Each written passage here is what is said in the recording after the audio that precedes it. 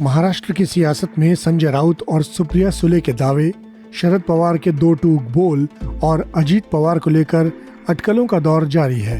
उद्धव ठाकरे गुट के सांसद संजय राउत ने दावा किया है कि शिंदे फडणवीस सरकार 15-20 दिनों में गिर जाएगी। खबरों के मुताबिक राउत ने कहा है कि महाराष्ट्र में शिंदे फडणवीस सरकार का डेथ वारंट जारी हो चुका है, सिर्फ तारीख का ऐलान होना बाकी है।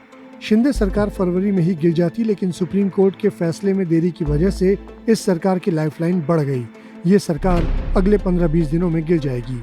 वैसे शिंदे गुट ने राउत को फर्जी ज्योतिष करार दिया है, लेकिन संजय राउत और उद्धव गुट को सुप्रीम कोर्ट से उम्मीदें हैं। इससे पहले एनसीपी चीफ शरद पवार की बेटी सुप्रिया सुले ने भी दावा किया था कि 15 दिन में 2 बड़े सियासी धमाके होंगे, जिनमें से एक दिल्ली में तो दूसरा महाराष्ट्र की राजनीति में होगा। उसी दौरान अजीत पवार के बीजेपी में शामिल होने की अटकलें भी चली।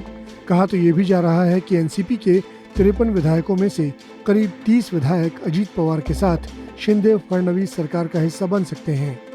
वैसे Ajit Pawar wait and watch की स्थिति में लगते हैं। अगर सुप्रीम कोर्ट से शिंदे गुट को झटका लगा तो अजीत पवार बीजेपी के साथ मिलकर सरकार बना सकते हैं और सीएम की कुर्सी की डिमांड भी कर सकते हैं। इस बीच शरद पवार ने भी एक बड़ा बयान दिया है। अमरावती में एक प्रेस कॉन्फ्रेंस में जब शरद पवार से पूछा गया कि क्या 2024 में महाराष्ट्र में महाविकास अघाड़ी मिलकर चुनाव लड़ेगी, तो उन्होंने कहा कि आज हम महाविकास अघाड़ी का हिस्सा हैं और हमारी साथ काम करने की इच्छा है, लेकिन केवल इच्छा ही राजनीति में हमेशा पर्याप्त नहीं होती। सीटों का बंटवारा कोई समस्या है या नहीं, इन सब पर अभी चर्चा नहीं हुई है, तो मैं आपको इस बारे में कैसे बता दूं। मतलब ये हुआ कि शरद पवार 2024 में उद्धव गुट से अलग भी हो सकते हैं।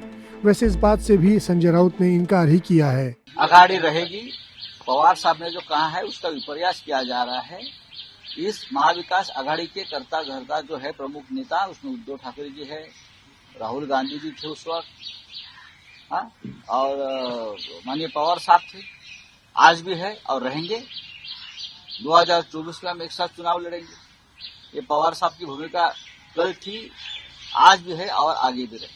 महाराष्ट्र की राजनीति में इन दावों और अटकलों की साफ तस्वीर के लिए लगता है कि सुप्रीम कोर्ट के फैसले का इंतजार तो करना ही होगा। तब तक इस वीडियो और राजनीतिक समीकरण पर आप अपनी प्रतिक्रिया कमेंट बॉक्स में लिखें और सब्सक्राइब करें आज तक।